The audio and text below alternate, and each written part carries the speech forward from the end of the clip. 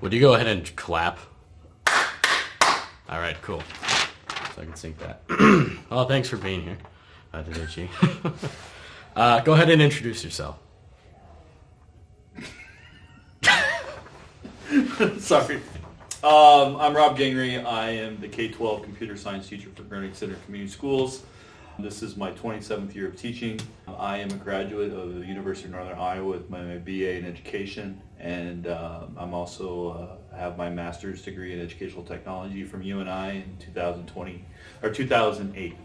The most success is trying to find activities for them to do that are beyond the teacher-centered instruction they're used to.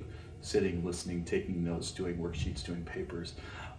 In my opinion, they just hate that. And so First Tech Challenge in robotics and computer science, I tried to do more hands-on activities where the students are in charge of their learning, not me just sitting there talking the entire time. Our students here at Granite Center, they really excel at this after years of teaching how to be a self-learner. They go out, they answer questions on their own. They go out and learn to program, they learn to code, they learn to CAD, they learn to do all kinds of stuff. And it's cool to see students actually learning, not just sitting there receiving information. Inquiry-based learning is going to be the most important part, or should be the most important part of learning. K-12 education and even higher education are notorious for being slow adopters of change. And so in my area of computer science, it's counterproductive.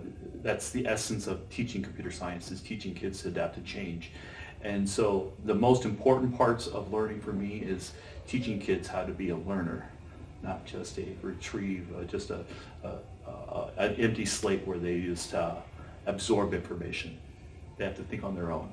After teaching for almost 30 years now, you hear all of these older people or people of my generation talk about how these kids can't critically think and problem solve, and they can't think on their own. I think that's because of the way we've set it up. We're now to a point where those skills are super important, and we have to adapt our teaching to that. The big thing is it helps them, guide them to what the possibilities are, especially coming from a small rural school district like Granite Center. Kids don't know what they don't know, and they don't know what the possibilities are. And FTC opens doors and opens up experiences where they can explore new ideas beyond our little hometown. I think every school district or every teacher considers themselves a lifelong learner, or at least they should. And FTC has forced me to learn things that were way beyond anything I ever thought I would ever learn, all the way from computer science to CAD to all the stuff with robotics.